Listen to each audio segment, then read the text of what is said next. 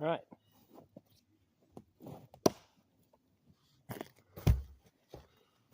Here's a stump.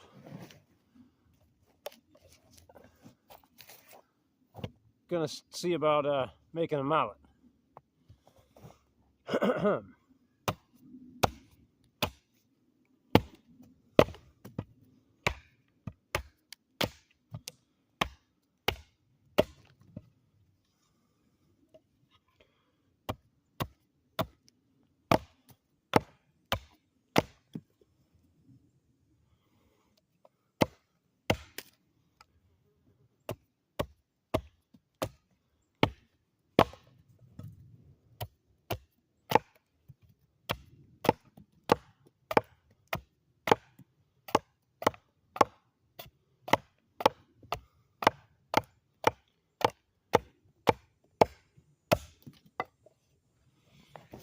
Now I'll switch over to the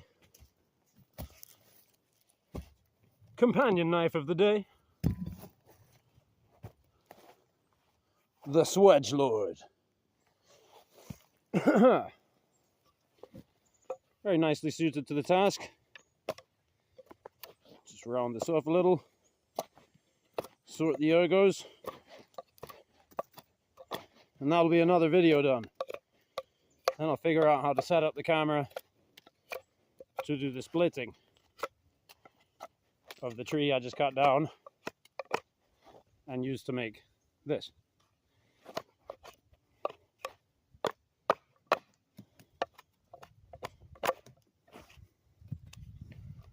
In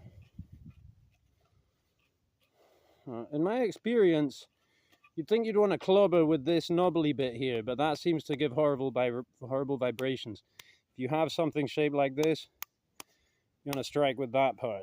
So, not bad. We got a bit of a sway back going on. I like that. Just fun of a sway back handle.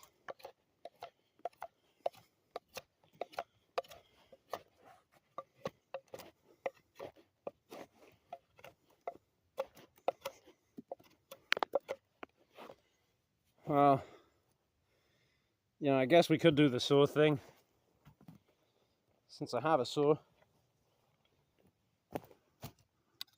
Folding pocket saw with the bust tip on it. Works great. You can't see me.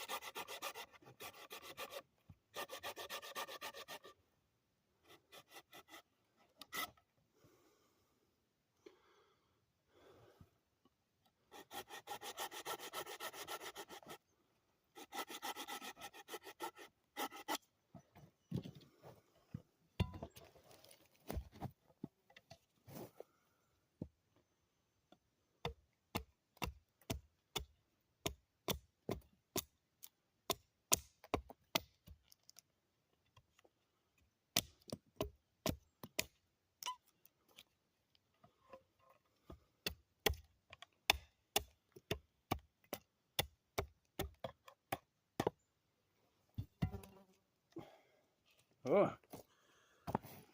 Yeah.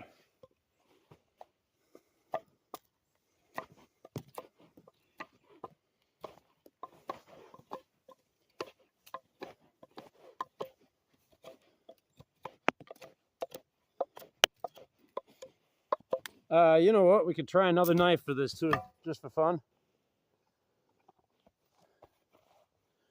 Just completed my first regrind on this Kershaw Blur. The Damascus blade ripped into that finish there.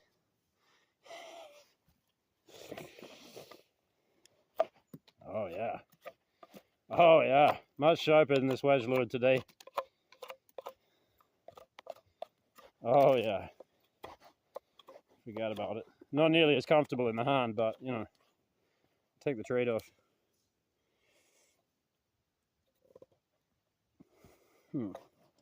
missed a bit.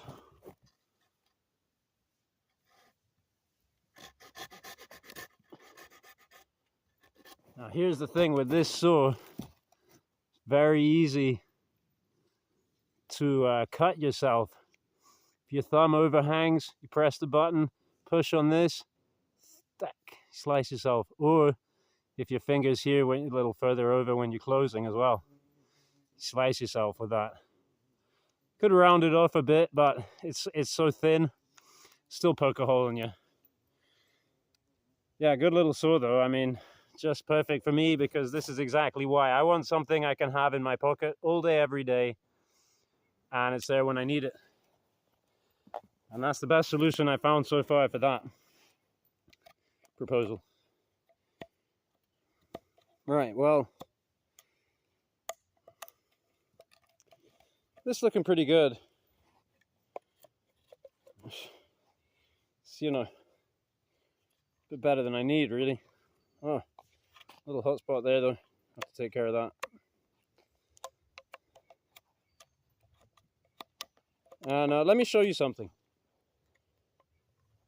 Since we're here and I'm whittling with this Kershaw blur, I picked up a mountain laurel fork on the way into the woods here.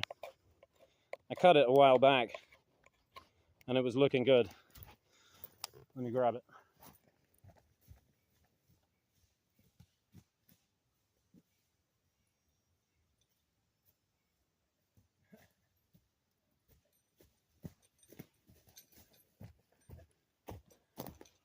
Yeah, this mountain laurel makes for lovely whittling. It grows kind of like a weed around here, and it's never grows thick enough to be useful for lumber, but it's pretty strong. So yeah, this was you know, a fairly thick bush. Well, they get a lot thicker than that, but around here not so much. And this was a fairly slender shoot coming off the side there, but you know, finding the symmetry within the form. Because I always like to try and make them symmetrical wherever it seems possible. And if there's a really good one that seems destined to be an asymmetrical, maybe I'll do it. But I like to try and take the asymmetrical fork and turn it symmetrical. It's kind of the challenge, and it's very much the challenge with knife making. If you're trying to make a symmetrical grind, not such a problem if you're making a chisel grind or whatever. So yeah, also as with knife making, you get used to looking at the thing from all different angles, and it's better to kind of keep moving around, I think, than to stay on one point, you know.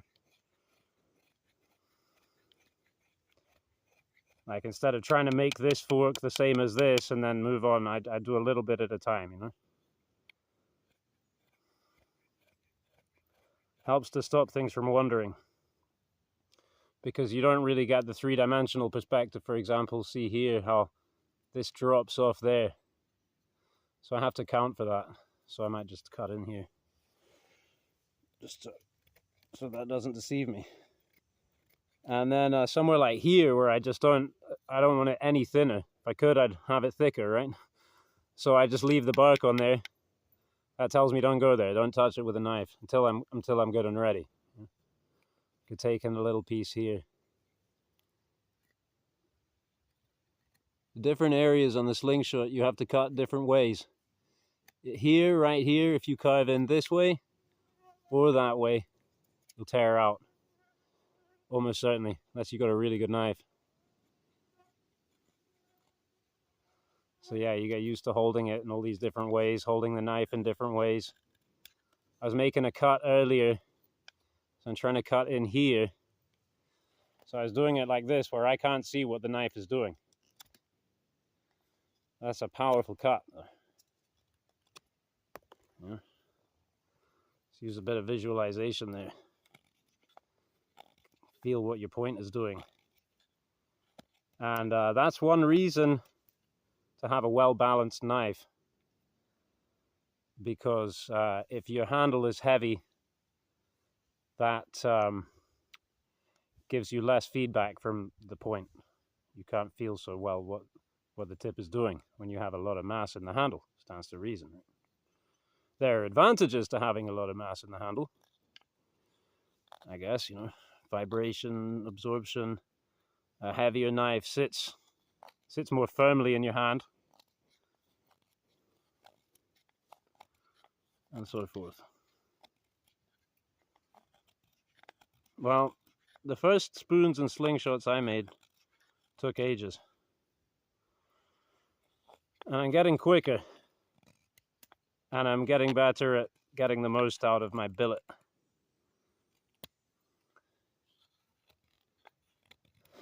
Not so much with knives, maybe, still. My knives just keep getting smaller and smaller. But I mean, well, they do. They always do, right?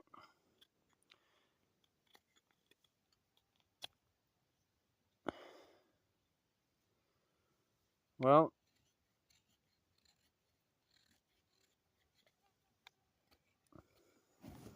let's try and give you some money shots of the blade at work here. How's that? I can't see the screen. I hope that's looking good. Get your nice little curls. This Kershaw blur, I really like it. It only came on my radar recently because I was playing around with the leak and looking at leaks.